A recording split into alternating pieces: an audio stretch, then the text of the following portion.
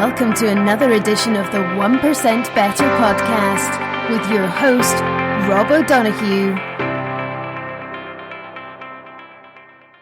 All yours, Aoife, so. Okay, perfect. So the book obviously is called Range, and it's how generalists triumph in a specialized world. And I came across this book when somebody that I'm connected to on LinkedIn shared a video about, I'm not sure if it was a colleague or a friend, but they had been referred to as a jack of all trades, master of none. And a former boss of mine had said that to me when I was probably in my late 20s. And I kind of carried it my entire career and sort of felt this need to, I have to specialize. So when somebody commented and shared the details of this book in relation to that video, I said I had to read it because this is great news for me. I can let go of my need to specialize, and I can stay a generalist, which is good. And I suppose he says actually on the start of the book, an essential read for bosses, parents, coaches, and for anyone who cares about performance. My oldest son is 17, starting to think about, what to do with the rest of his life. And part of this book is really for anybody who's, how do you find your match fit? How do you find what you're supposed to do in the world? So he touches on all that. As I was saying there in the introduction, it's absolutely jam-packed with stories, studies. There's just so much in it. You couldn't even gloss over any one page because you would miss valuable terms that then, the next piece doesn't make sense. So what I did for the purposes of tonight was I kind of divided into three areas and pulled some of the key points from it, which hopefully will be helpful. And the three areas are to do with learning, career, and then kind of around culture and the power of culture in organizations. But it's really very relevant for everybody. I think everybody could get something from the book. So he opens with stories of two sports stars. And the first one he talks about, and they go back to, he's a 3-month-old baby and he's shown a picture of a golf club. And by age 2, he's almost playing competitively, winning like under 11s. He's on TV at age 8. And of course, it's the story of Tiger Woods. And then the second story he shares is about a tennis player who he says has pulley parents rather than pushy parents. And he is encouraged to explore all sorts of different sports. And he only goes to tennis in his late teens. And that's Roger Federer.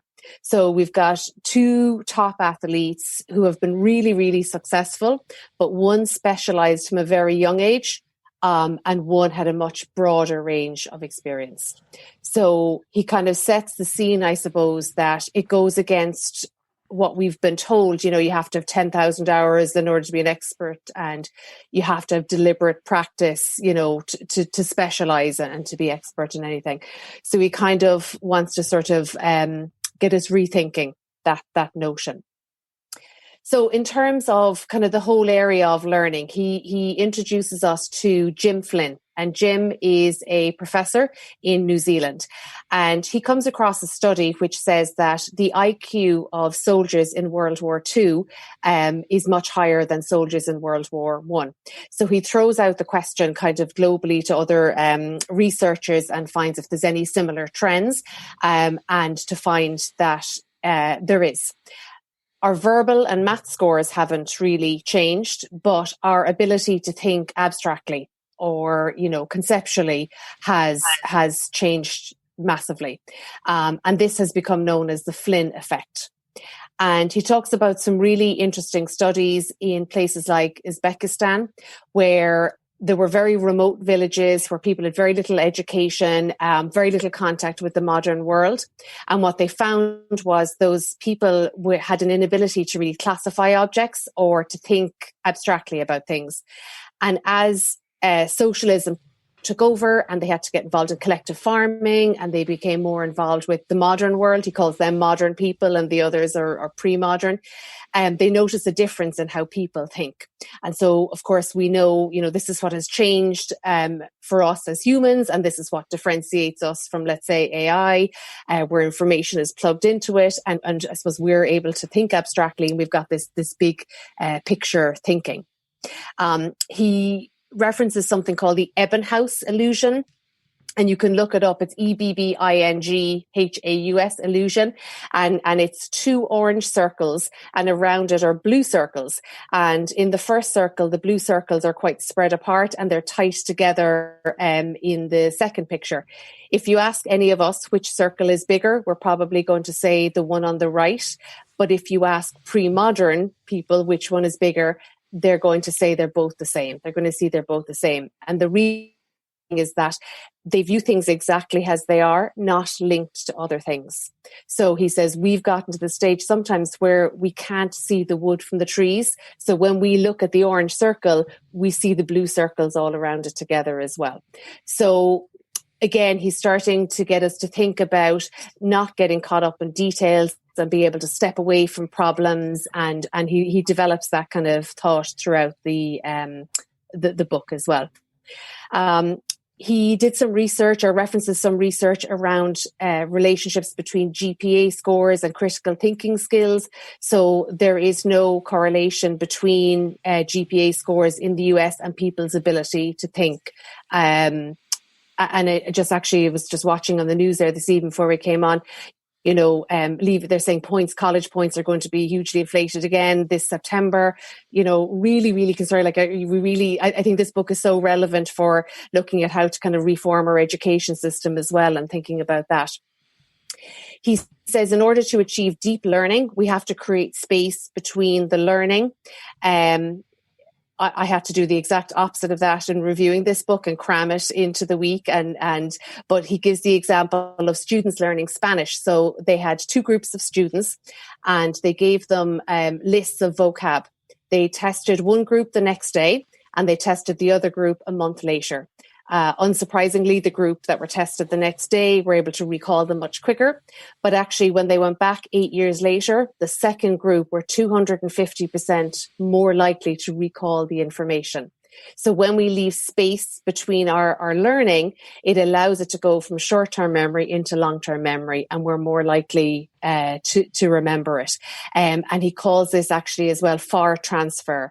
So he says what we want to do is we want to create knowledge with enduring utility, which must be flexible, composed of mental schemes that can be matched to new problems. So we want to take, I suppose, or create our learning, I suppose, where we can adapt it to other situations. And that makes far more flexible learning for us. The piece on career is really interesting. They did a study on English schools and Scottish schools. And I think the English school system would be similar to us here, where when they go into college, they specialise quite early. The Scottish system seems to have a lot more flexibility. And what they found was that 3/4 of all of us will change career. So we're more than likely not to stick with what we study in college.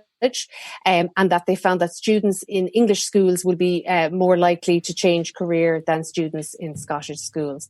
And I know from my experience of living in the US as well, it's a much broader system. You get to try out lots of different things rather than being forced at 17 or 18 to specialise and kind of almost, I suppose, penalised then in terms of when you change. He got inspired actually to write this book after he presented to a group of veterans. They were military veterans who obviously had done their service and were changing careers. And the feedback from them was so inspiring. And they had been told, don't change direction. It's the wrong thing to do. Stick with what you know. He mentions the kind of sunk cost fallacy, where you've invested so much into something that you just stick with it because you don't want to walk away from everything that you've already invested. But he said, we need to change our mindset from this and look at life, I suppose, as experimentation, which it is, and just trying new experiences all the time. He talks about point. And if any of you have read Angela Duckworth's book on grit, he references that quite a bit as well. So in West Point, they've had what he calls a leaky pipeline. So since the 1990s, about half of the West Point cadets, and it's really difficult to get into West Point, but about half of them have left after 5 years. So they require you to do 8 years of service, 5 years of it active, and then 3 inactive. And in return, you get your college education paid for, which obviously in the US is a really big deal. but half of them are leaving. So they're basically investing in these cadets that leave after 5 years. 3/4 of them have left by the time they reach pension age. So they wanted to in some way address this leaky pipeline. And what they noticed was that when they bring these cadets in, they actually force them to specialize quite early on. And so they're segmented into their different areas of specialization. And they've now created a talent branching program where they get to try different areas of military service. And that has really helped in their retention of cadets within West Point. He tells a really interesting story about a little boy who loves nature, is a great observer of nature, but is kind of forced to go to a strict school, doesn't do well in school, eventually gets a job through family in an art dealership, doesn't do very well there. His father gets him a job in a bookstore, doesn't do well there, decides to try teaching, decides he'd be a pastor, got kicked out of pastor training school, decided he would just give sermons anyway for free, but people bored of him. And it goes on and on and on, and all these different, sort of failed careers, let's say. And eventually at 33 decides that he will learn art and he will decide to learn how to paint and draw. He lasts 3 weeks and gets told he needs to go back into the under 10s beginner art class. But he decides to continue with it anyway, and he gets his oil paints and his easel. And one day in the middle of the storm, this is how the story goes, kind of freed from all restrictions, he creates what would be the first of Van Gogh's works of art. And he only lived 3 or 4 years, I think, after that, and spent his entire life experimenting. And he calls that match fit optimization. And it's said that Van Gogh called himself or referred to himself as a bird in a cage. So he knew he had something that he wanted to contribute. He knew he'd something that he wanted to offer, but he didn't quite know what it was. And he kept going. He kept trying. And I thought that was really inspiring, because so many people are like trying to figure out what it is I'm supposed to be doing. And to, I suppose, have that freedom to be able to keep trying that is really interesting. Yeah, he also talks about Frances Hesselbein, and I had heard of her, but I didn't know her story. So she has a leadership institute. I think she's almost 100 and still alive and still working. And she left college, had to drop out of college because her father died to look after the family. She married, had her son. She assisted her husband in the photography business. And when her son got a little bit older, decided she would just start volunteering. And she was recruited to volunteer for the Girl Scouts and spent many, many years volunteering with them, and was eventually, in leadership roles, and got invited to New York when she was in her 60s and asked to be CEO of the Girl Scouts of America.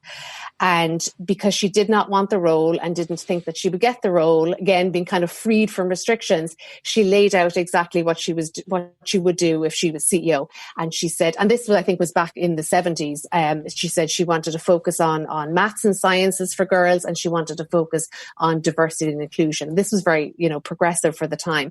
And she got the job. And Peter Drucker, who I'm sure you've heard of, said that she was the best CEO of any organization and that she could run GM. So, and she runs her leadership institute now. And I suppose when she's asked about her career journey, the story she tells is that she never had a long-term plan. She never had a vision. She never wanted to be CEO. She always just focused on the projects and the opportunities that were ahead of her. And that's what he's suggesting that we do.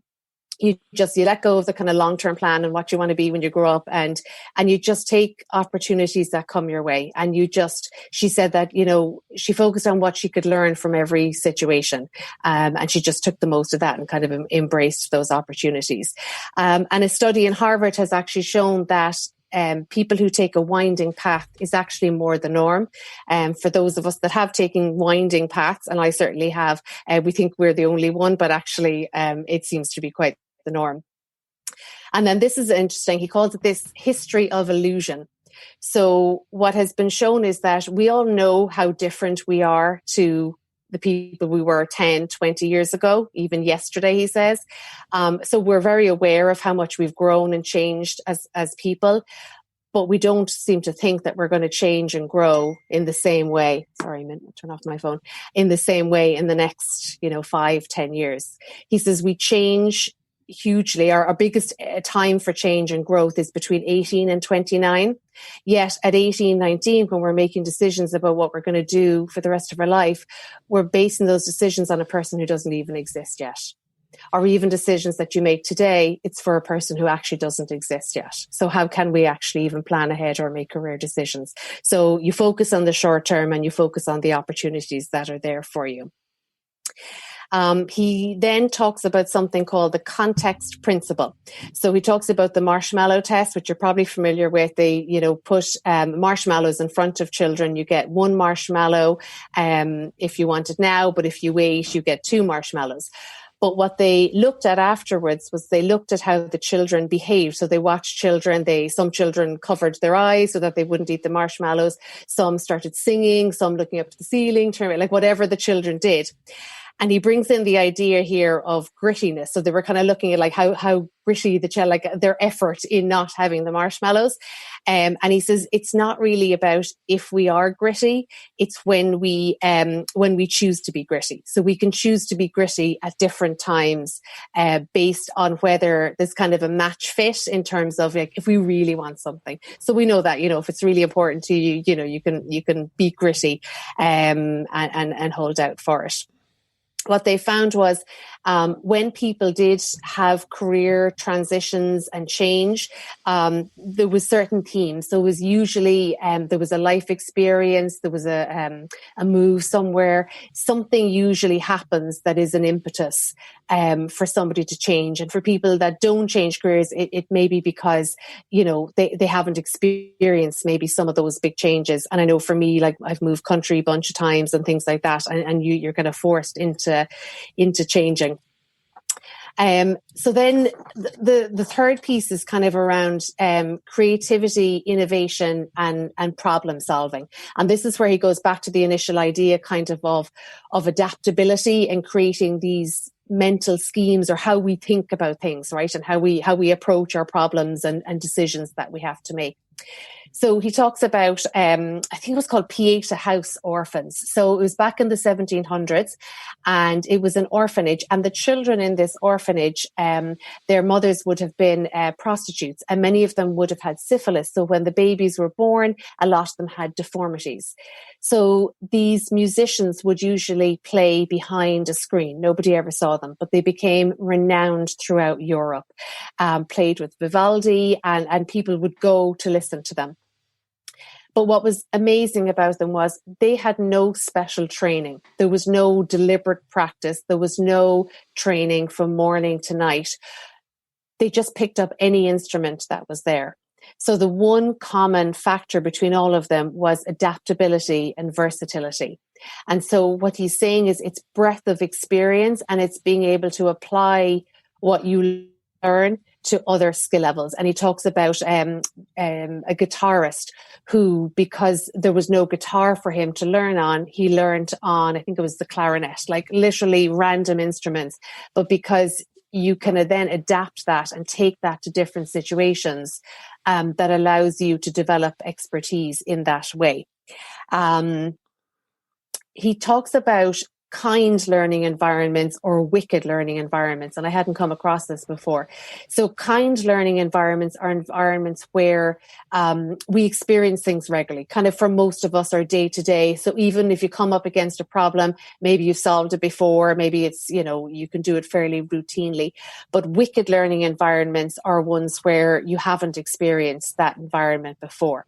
So he says, in order to be able to cope, I suppose, in wicked learning environments, you have to develop this adaptability. And for what the research has shown, that for many experts, they don't actually have this adaptability to be able to cope in wicked learning environments. So he talks about even, surgeons, and they develop this, I suppose, deliberate practice and this expertise, but most of it is actually based on kind of on habits, and it's repetitive, as skilled as it is. But then you come into a kind of wicked learning environment where you haven't experienced something before, and you have to rely on a different form of thinking. he talks about 80% of the decisions by firefighters are actually what they call chunking, and it's based on patterns. And if any of you saw The Queen's Gambit on Netflix about the chess player, and she visualizes the chessboard and she visualizes patterns on the chessboard. So rather than knowing what to do in every situation, you follow patterns all the time. So firefighters do this, and many specialized people do this. And he talks about airline crews do this. So they work so routinely that it's standard. But actually, I think it's called the NATA has found that most air travel accidents happen when you have a new team working together. And so they haven't kind of developed their pattern of working. So we need to focus on this kind of this adaptability to be able to work in these different environments. Really interesting story of Laszlo Polgar. Don't know if any of you have heard of him. He decided that his mission in life was to create geniuses. And he was going to do this through finding a wife and having children and creating geniuses. And he did that, and he had 3 girls, and he decided their area of specialization would be chess. And from a very young age, they were taught chess. They were homeschooled. Their entire day was get up. They played table tennis, I think, in the morning, and they went home, had breakfast, and from 10 a.m. they played chess for the whole day. And it worked because, and he gives all the stats. I mean, his 3 children at one stage were 3 of the 4 members of the Hungarian national chess team. They became world-class chess players. Polgar, you can look it up actually, Polgar, he created his own guide to basically creating geniuses. So for those of you with young children, there you go. You can, it's a bit late for me, but you can follow his steps. But what David Epstein, the author, would say is that chess isn't like life. Chess, you can follow patterns. He would describe that as a kind learning environment. But it doesn't, I suppose, create the adaptability to be able to function well in a wicked learning environment. Cognitive entrenchment is another term that he uses, where we get so caught up in the details of something that we can't see the big picture. And they have found that forecasters are actually really poor forecasters. Because they get so caught up in the detail, they're actually more inclined to be optimistic about it. And so, having an outside perspective on that is really helpful. He talks about then using analogies to solve our problems. He introduces us to Johann Kepler, who developed astrophysics, again, who I'd never heard of. And at the time that he developed astrophysics, people thought that the planets moved because of the souls of dead people. And so how did he get from that to understanding how planets actually move?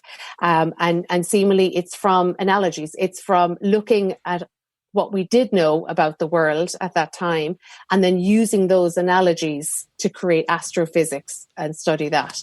And actually, Boston Consulting Group have put on their intranet different stories from history. He talks about William the Conqueror, Prussian history, so that their business analysts and consultants can go in and read about other stories from history and then learn from those and use analogies to solve today's problems. So it's really interesting. So if you're kind of in the middle of stuck in a problem, step outside of it, look at other problems, which he said might structurally be the same, and then try and apply that to your own problem. I thought really interesting, like in the middle of a pandemic, and trying to figure out what to do and everything, that if those in charge use analogies and things like that. Then he talks about Carl Dunker, and you may have heard of this, but I hadn't. Seemingly one of the biggest, most well-known sort of problems is there's a patient with a tumor. And if the doctor doesn't do something about the tumor, the patient will die. The only way to cure the tumor is intense rays, which will actually kill off all the healthy tissue as well. So when that problem is given to people, only about 10% of the people solve the problem.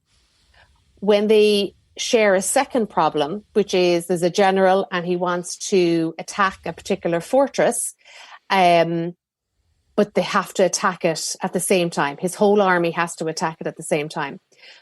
When participants are given that story along with the other one, about 30% of them will solve it.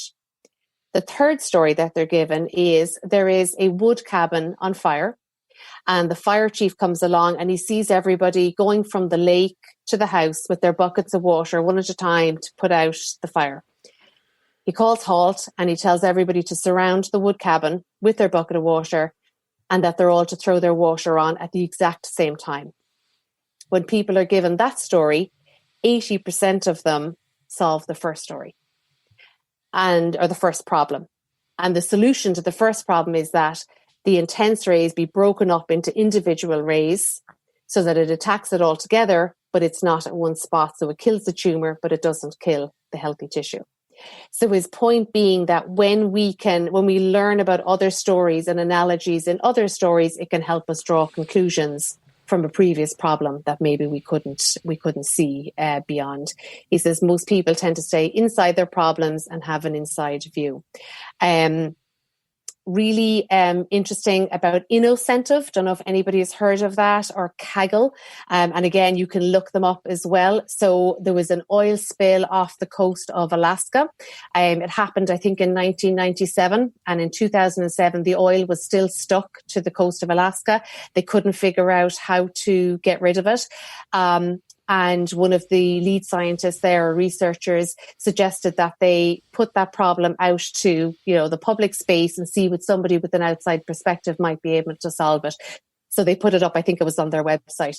And a guy who, he was a lead chemist or something somewhere, but in his youth, he had helped a neighbour to lay a concrete path, and he had seen how to stop concrete sticking together. And it was through this thing called a concrete vibrator. So he suggested, what about if they use something like that for the oil, and it would help the oil to stop sticking together, and it actually worked. And so they created this website called Innocentive. So if any of you want to look it up, and companies around the world put challenges up there. I had my kids look at it because you can earn 30, 40, 50,000. And they're always telling me they don't need school and they can think. I said, go for it. See if you can solve any of these problems. And the other one is Kaggle. And I think that's to do with artificial intelligence. J&J puts problems up there. I mean, it's really interesting. We were looking at one today. Volkswagen puts problems up there about, I think, clean air or something. So, and they just want people, with an outside perspective who's not involved in it, to see if they can solve these problems. And just kind of finishing up the last few stories, the story of Nintendo and how that got started. It was a Japanese card shop, game shop, and they didn't have much money to hire any really qualified graduates.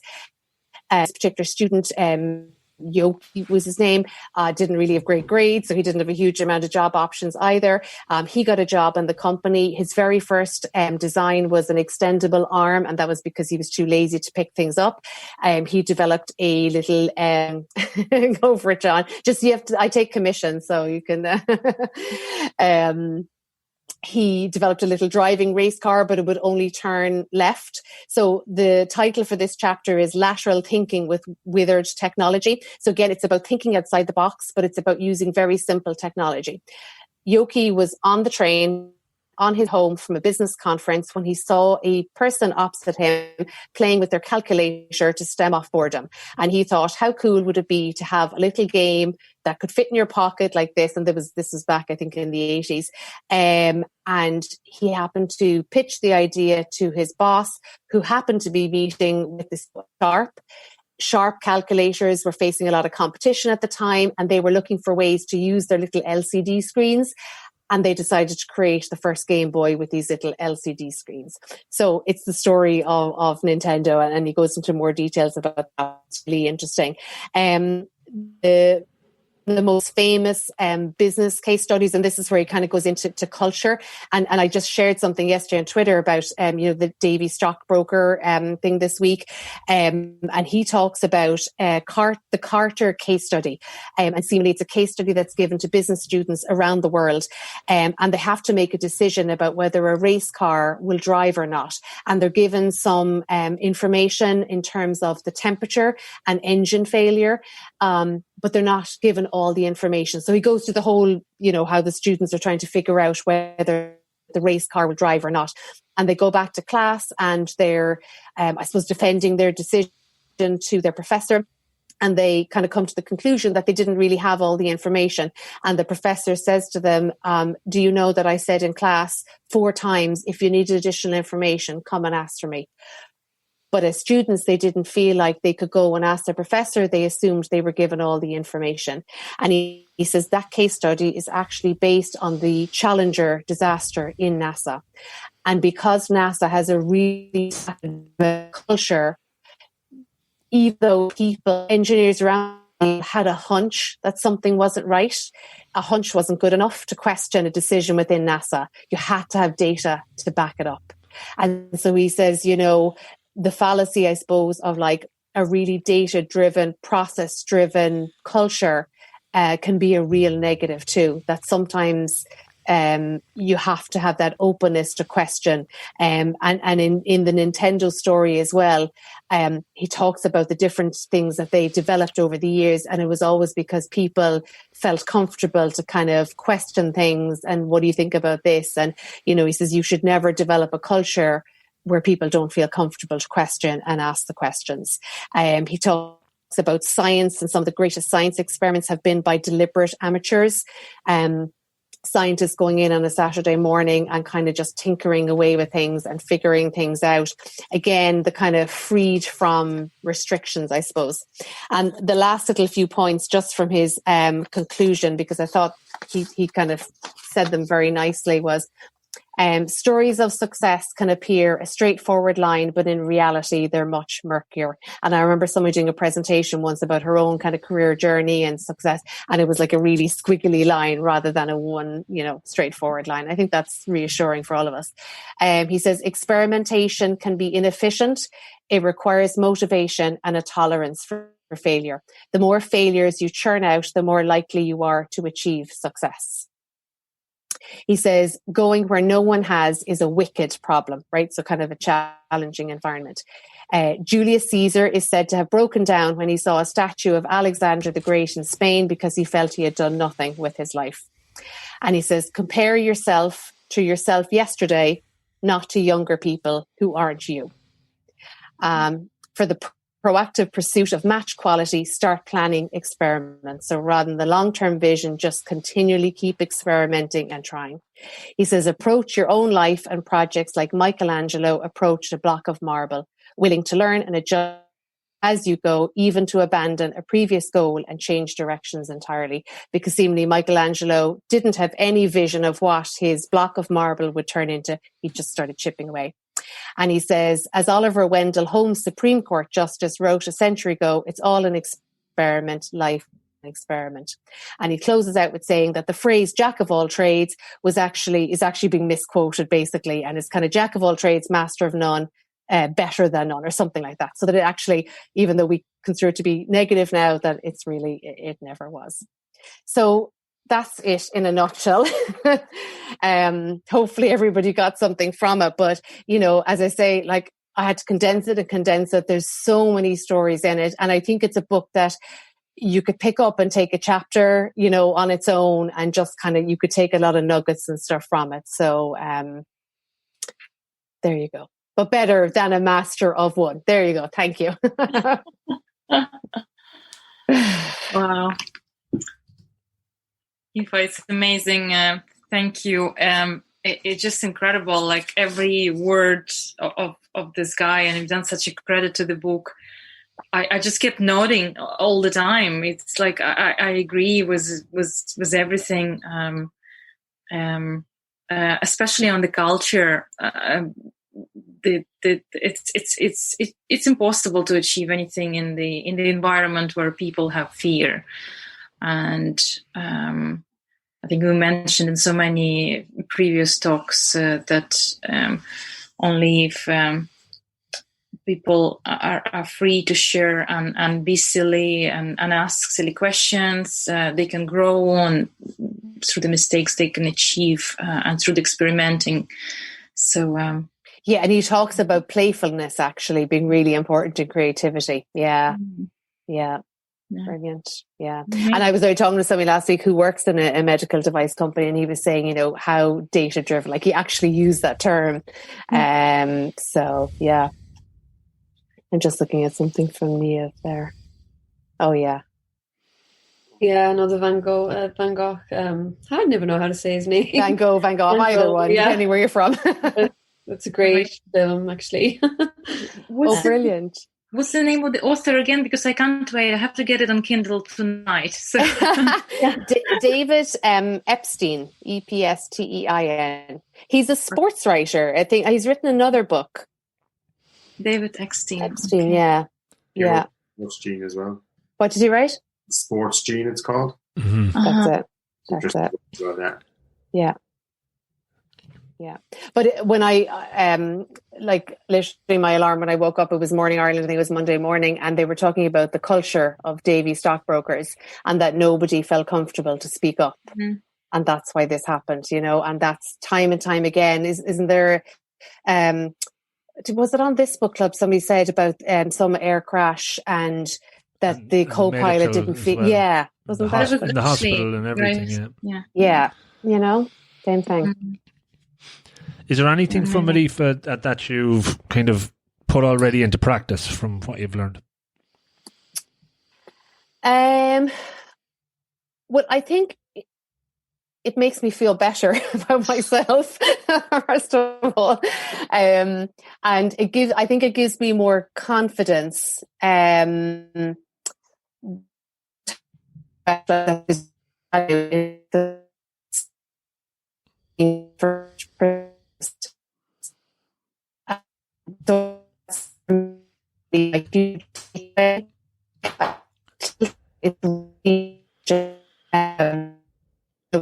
It's 17 now, and just this pressure on CAO and college, and just this, you know, there's so much of the system has to change, and I think there still is this assumption that you have to kind of specialize, and he says, you know, people who do specialize, they will get a leg up right after college, you will earn more money, but then around the 8-year mark you start to see kind of itchy feet and people want to change and like, oh, it's not really what I want to do.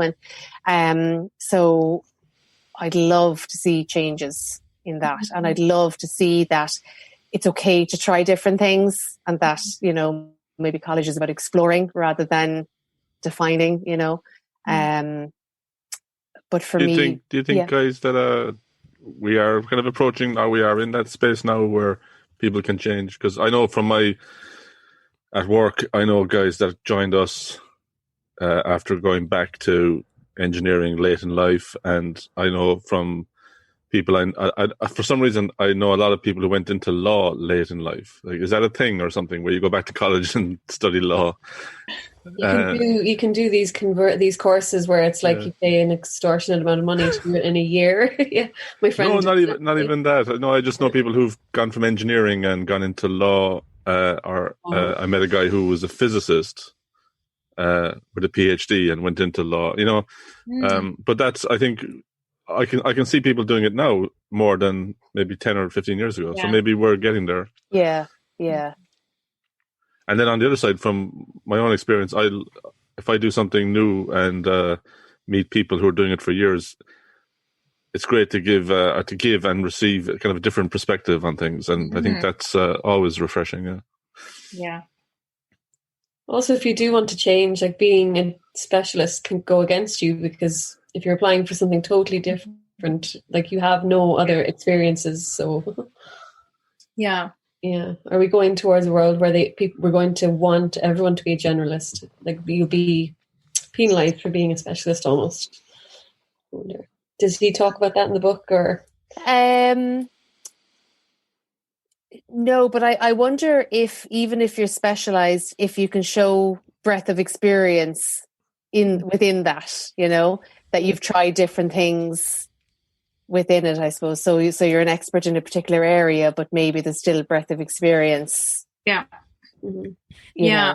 I benefited hugely from IBM T-shaped skills program. It was called, and the idea was that they selected group of people. I just was lucky; it was on a good project, so we achieved good results. And early in my career, I was put in that program, which was called T-shaped, and it was precisely that you got one core profession, and in my case it was project management, and then you are getting the T-shape, so you are then rotated through many different experiences, teams, to pick up other knowledge, and that was massively beneficial.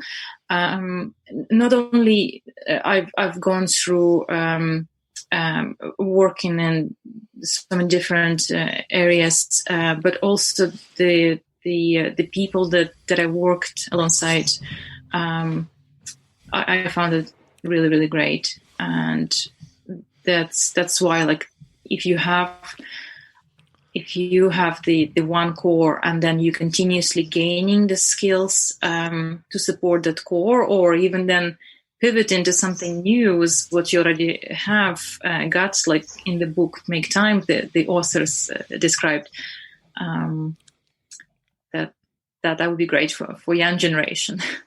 Yeah, and actually he says even organizations have specialized so much that one department doesn't know what the other department is doing. And exactly. That came up last week, and somebody I was talking to, and he said, you know, he works in quality, and he said finance have no idea. We've no idea what each other's lives look like from a work perspective, and so he wanted to build more communication between that. Yeah.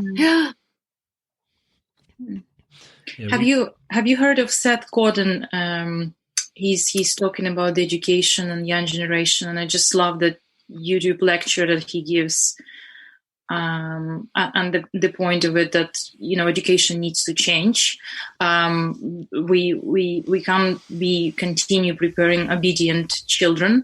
We need to start investing into the children that can learn how to solve interesting problems and have to lead, and that's actually what your author is saying as well. Exactly. And he actually quotes him, and he gives another example of a maths teacher teaching children a particular concept, and what the children keep trying to do is they keep trying to ask for hints to turn it into what he says a procedure, like 2 + 2 = 4.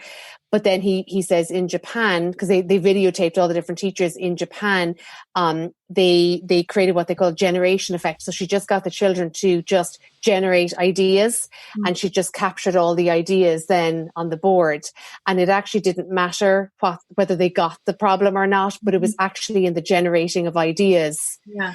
Because he says that's how we develop our learning and our ability to solve complex problems. So not whether we're right or wrong. Yeah. Brilliant. Yeah. And I do think, because I see it in my children's education, I think that they're definitely, certainly in primary, getting better, I think, at that, you know. And it's about exploring different things, and, you know, so yeah. That's changing the mindset from getting in trouble for getting something wrong, right? When you're in school, you get a black mark for doing something wrong or not doing your homework or whatever, and that like is instilled in you then, even in our generation, right? That would probably be a lot different now, because you don't get reprimanded half as much, I would imagine, for being wrong. But just on the T-shape, and we've written about stuff like this, and there's another model where you would create an E-shape. So you actually become what we talk about as a versatilist. Instead of a generalist or a specialist, you become a versatilist. So you can wave in and out, or maybe an M shape if you want to turn it on its side. But to dive in, come out, and go back in again. And there's another term that we like to use in Gartner, because we come up with good terms like that. Creating a diamond-shaped career. So you, instead of just go up your ladder, you go laterally as well, and then kind of jump up, so you can kind of create that a lattice or a diamond shape. So there's a lot more talk about that now, because it creates a greater bench strength in an organization when you have versatilists, because you don't have single points of failure for somebody leaving anymore, and you're creating, different skills and competencies. How does this work then if people are applying for jobs and you've got kind of, your CV's like thrown through a computer and never seen by anybody, and, you don't have the keywords and you're just... Yeah. Put a video cover letter in. That works. Ooh. Yeah, it's actually such an interesting topic. There's very little short book that I've written, and I've read and written Aston Clear, and I think Show Your Work. Have you heard about it? But the point of it is that nowadays, if you show your work, video, whatever, and it's out there, the work finds you. You don't ever need to actually be sending CV. People see what you do and how you're solving problems, and then, where you work, people know you, and it kind of you don't really CV is becoming redundant. Your own, brand website, you write, hopefully it's about what you do, and you talk about it, and then people come. That's the whole new topic, isn't it? Yeah, kind of flipping the whole process. Mm. Yeah, that's what you meant as well, Rob. Show your video. Yeah, like the last job I went for an interview for, I put a video cover letter in. It was like 4 minutes and just talking about what I'm interested in and what I want to do. And you have a CV as well, but it was definitely different, and it certainly gave me the opportunity to get the foot in the door. And then once you get to conversation, it's all on you then. So yeah. It's such a great unfair advantage that we can actually do this nowadays. The way you've done it with the video, you're probably the only one that put the video. I'm not sure, but again, I talked. I think I interviewed somebody a year ago about CVs and stuff like that, and mentioned that, and she said she had seen a little bit more of that. It's not even a video. I think the piece of advice I was given about 12 years ago when I was applying for another job, and he said, what's your digital echo like? And I was like, well, what are you talking about? I didn't have a Twitter account right at the time, and he was like, if we put your name in, what'll come up on Google, and do you have a body of content that you can direct people to, and to show you're serious about the work you're doing? So that always stuck with me. So just create a positive digital echo and see what happens, Somebody was such a visionary 12 years ago.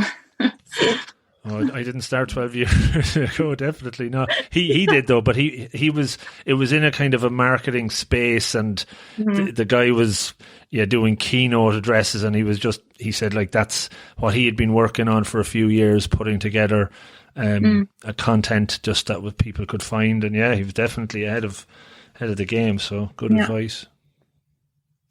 I've heard that as well. I've heard people mention that. I watched a really interesting video on YouTube a few weeks ago about a lady who was talking about tearing apart your CV, burning it up. And rather than focusing on honing your CV, the way they say match your CV to the job description. Her thing was to kind of break apart all the work that you've done and find your core competencies, and then just look for work that call out to those core competencies. I did it as an exercise myself. It was literally just getting cue cards down, throwing them down the bed, and seeing what the similarities were between the different jobs, because I'm very much a generalist and I've been called a jack of all trades my whole life.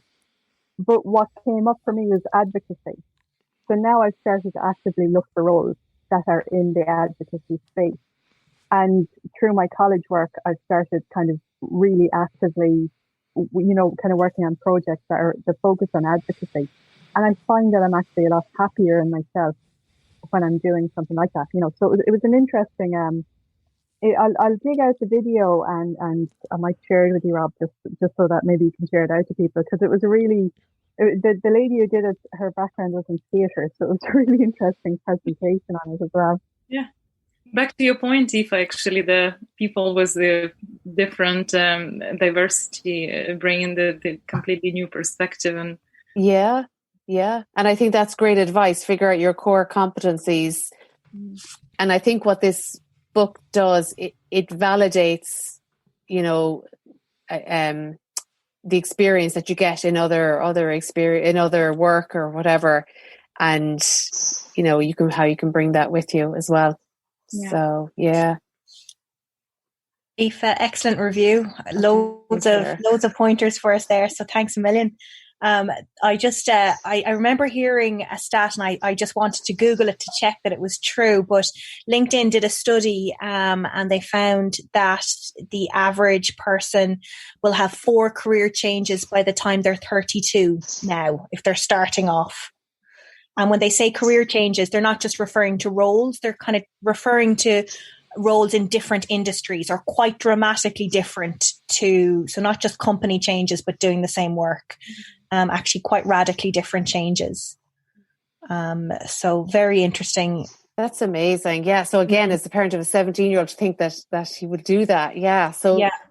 So yeah, what does he study? What do you do to prepare yours? Yeah, it's interesting. Absolutely. And maybe ties into what Jenny was saying earlier about like really understanding from a positive psychology perspective what the strengths are. Yeah. And what, you know, kind of captures your son's attention. Where does he tap into flow? And then how can he use that? Because, you know, what core competencies is he strong at? Yeah. In his role. And probably there's lots and lots of different ways he can.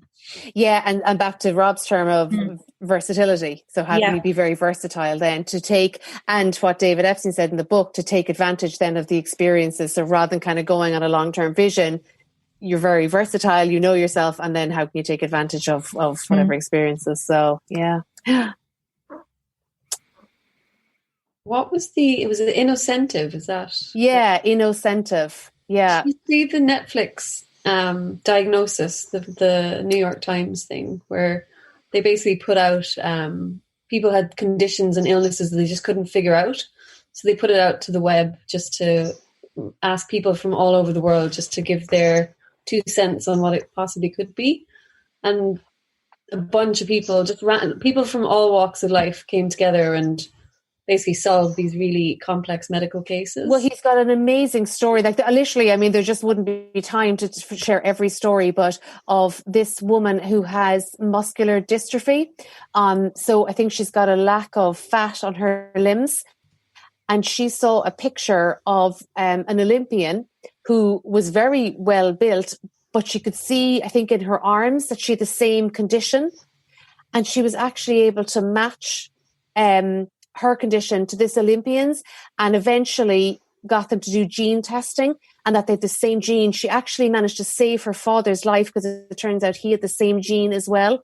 I mean, absolutely crazy. Yeah, literally, he has that in the same chapter as the innocentive, the outside perspective, and just, yeah, I mean, it's amazing. Yeah. It's crazy to watch, like a bunch of just, like there's one where like a 16-year-old from some far-flung place gets in touch to say, I have this is what fixed me, but they don't know what it is. And it's worth watching this series. It's fab. Cool. Wow, humans are amazing, aren't we? Really, you know, in terms of, because I'm hugely reassured, Aoife, by what you were saying in the book. I was like, thank God I don't have to have a big plan. I know, exactly. Forget it. Throw it out. I can just turn up and do that. Exactly. So, there's reassurance in that. But some of the stuff is that you were talking about was about one of the reasons why I suppose I left the pharmaceutical world was because I got very frustrated although I was in a mental health arena, which was pretty big.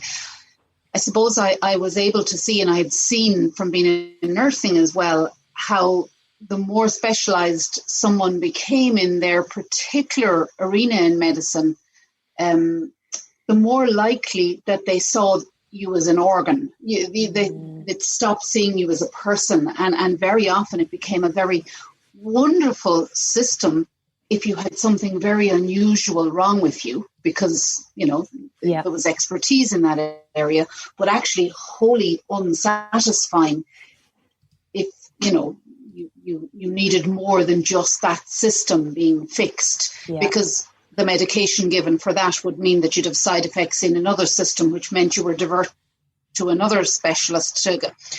And he talks about that, and he says it's a joke that you're a left ear surgeon. You're not even an ear, you're just a left ear surgeon. So he talks about exactly that. Yeah. And why in America, my brother lived in America for a long time. He said it's the perfect place to get a rare, weird disease because there's probably a specialist for it. But, which is amazing if you have that rare medical disease, but maybe less, I suppose, useful for a greater number in general day-to-day life. So yeah, and that's huge for medical, I think, and for you always hear of that people with conditions and there's no communication between different specialists, and there's no holistic sort of care. And it is about what struck me when you were talking about it was, around leadership and around understanding that there's more than your perspective. And I suppose for any expert to be able to identify that theirs is only a very particular narrow viewpoint and that there are others involved, it's like a good leader to go, well, this is what I'm thinking, but what does someone else in the organization think, or how does it look like from their place? Now we have a lot of information and a lot of tools available to us. Yeah. Right. He said Eli Lilly as well were one of the first to put all their problems, so challenges that their scientists couldn't solve, and they threw them up on the website. I must look and see actually if they're still doing that. Yeah, I worked with Eli Lilly. They were the company I was with in mental health, and they were great, particularly in the mental health arena, and came out with, they were the Prozac people, which revolutionized mental health, and then in schizophrenia in that arena too. And so there's good in all of it, there's good in speciality, and it's, I think, isn't it always yin and yang? There's always the balance between understanding that we need speciality and we need the generalists. Yeah, because if Van Gogh hadn't kept going until he got exactly the oil paints on that, we wouldn't have that work. But yeah, he had to experiment with loads of things to get there. Yeah. There always that organisation struggle between, getting promoted to your level of incompetence. So you're a brilliant specialist, with nowhere to go. You charge of those 10 people there, and all of a sudden they lose their magic.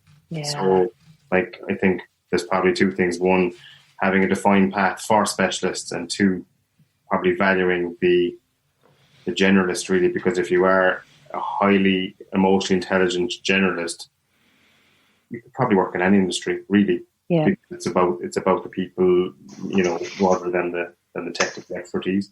Yeah, I think so. And there's often the narrative, particularly in a competitive environment, where do you want to be in 5 years? Well, I might just still want to be fucking here, grand, because actually I'm really good at it. I like it.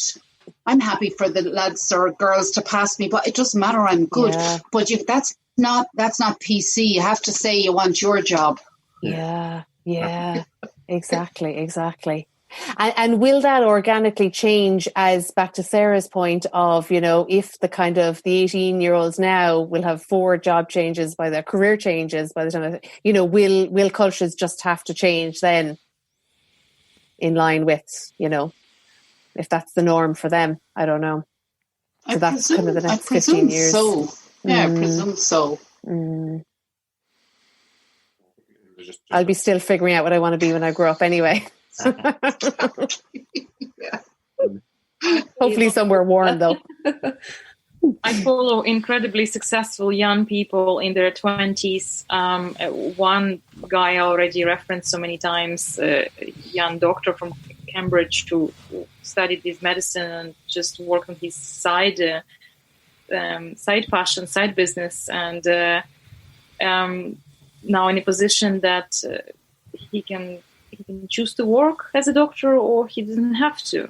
And then similarly, another lady who also studied in university and went in the big world and realized in the first few years that it's not what she was thinking of it to be. The support that she got, the culture of the company, everything didn't fit with her, and just likewise left it behind and started her own side business, and it's all to do with the content generation and really producing the value for people and making it happen. And it's incredible, like quite a lot of them, in really young age, just being so bold.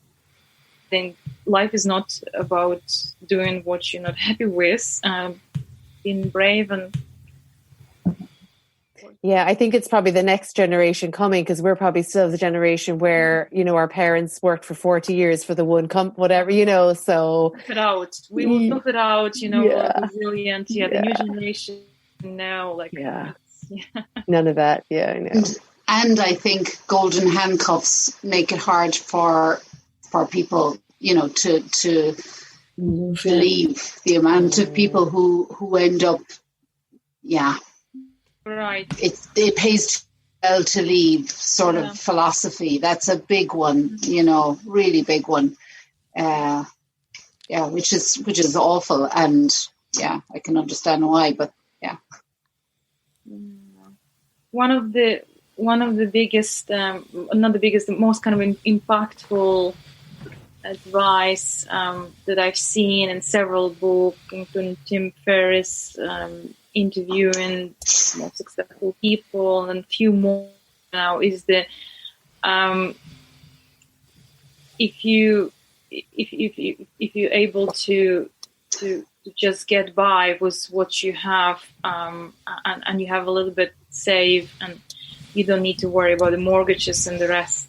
That's what actually gives you the power and courage and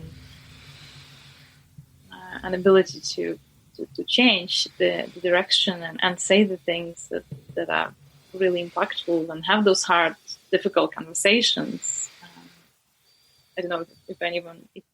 What's the kind of the balance that I want to be free, but then I also have to pay my mortgage kind of thing, so Yeah.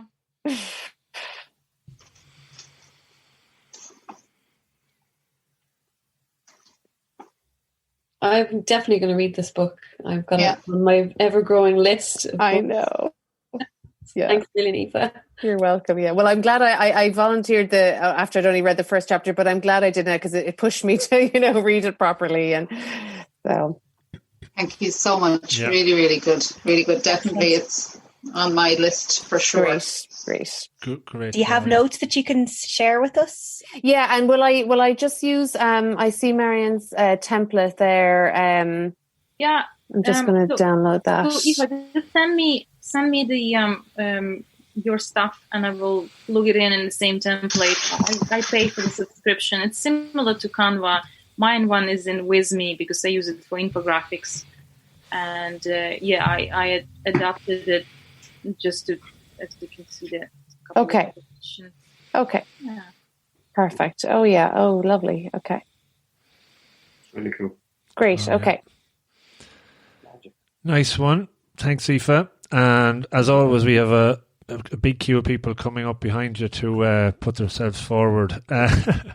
We'll get that offline anyway, and we'll be back in a couple of weeks for more fun, more learning. Pressure's off, Aoife. You're in the two. I've done my two, so unless somebody steps up and does a third now, then I'm good for now. Sarah's trying to hold her hand from going up there to go for the hat trick, so we'll wait off. Very good. Thanks again, Aoife. Thanks for everyone for joining. Have a great week, and we'll see you all in a couple of weeks. Be good. Thank you. Bye. Thanks, Aoife. Brilliant. Bye. Well done. Thanks, Hey folks, thanks so much for listening to the show. If you enjoyed it, could you please consider helping me extend the reach of the podcast that a little bit further? You can do that in a number of ways. The number one way is to subscribe on your app of choice.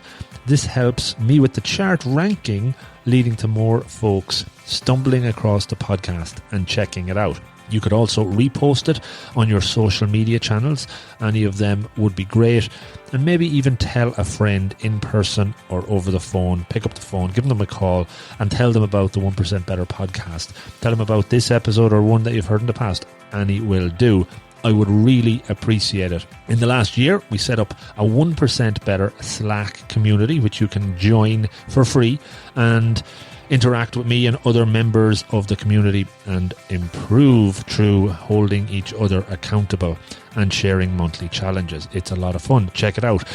I'm into season 4 of this incredible journey, and the more of these interviews and solo shows that I research, record and share, the better I believe that they get, and more loaded with actionable takeaways that you can learn from. I know I've learned so much from it so far, and it's always really, really fulfilling and rewarding when I hear from you on what you took from it. So do reach out, rob@robofthegreen.ie. And of everybody that listens, 90% listen and enjoy, but only around 10% actually take action, write down takeaways and put them into practice.